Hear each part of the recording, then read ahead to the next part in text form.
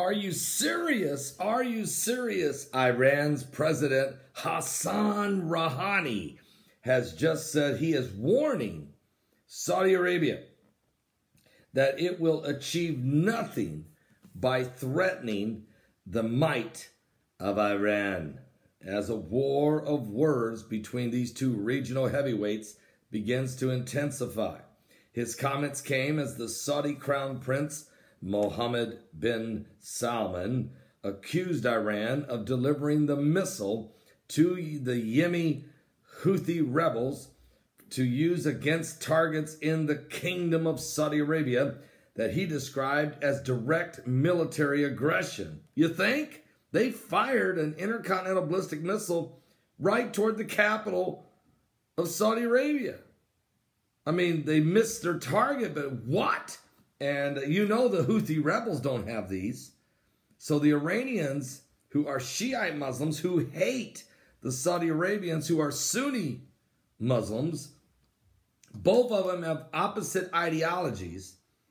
The Sunnis believe that they will bring about the caliphate through peace, through the Mahdi, who will crawl out of a well somewhere, and the 12th Imam, and bring peace to the world, while the Shiite Muslims of Iran, they believe that through chaos and confusion and carnage and absolute catastrophic events, that Allah will release the Mahdi, the 12th Imam, from heaven with Jesus Christ tagging along.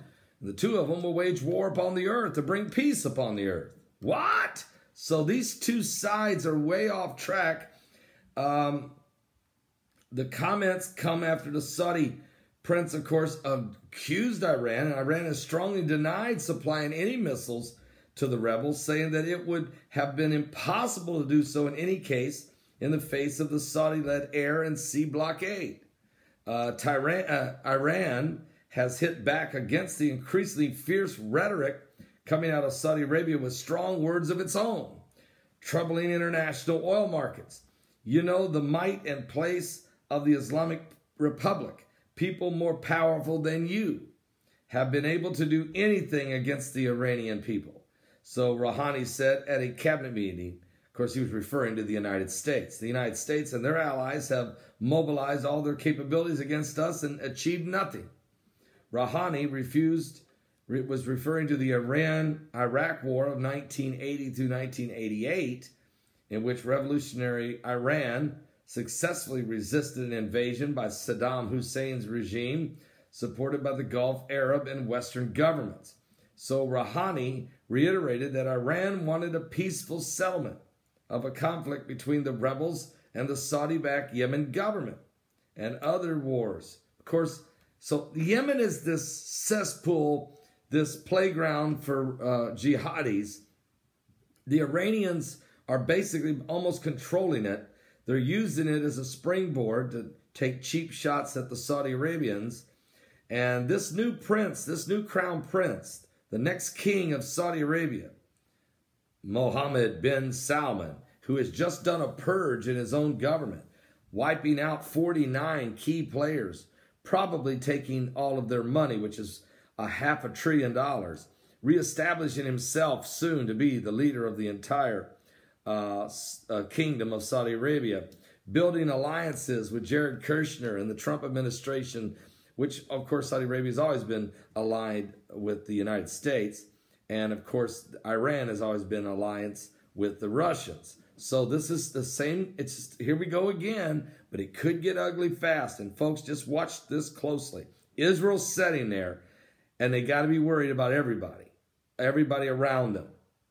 And also, if the United States gets entangled in a South Asian Armageddon war, you guys heard me say this. If war breaks out between the United States and North Korea and the Japanese, the South Koreans, anything going on out there, watch for war to break out in the Middle East, the Iranians and the Saudi Arabians, and that's exactly what Avi Lipkin has been predicting, that there's going to be this bloodbath Middle East war between the Muslim brothers, fighting it out, but also there will be attacks on Israel in the middle of that. So you're looking at a global potential explosion of World War III. I don't think anybody understands how close we are to this. It's like a ticking time bomb. We're on the end, and only God could prevent it from happening. I'm not sure that he will. This may be the prophecies of Psalms 83. This may be Revelation 16 of the manipulation of the kings of the east. This may lead us to Ezekiel 38 and the Gog and Magog war.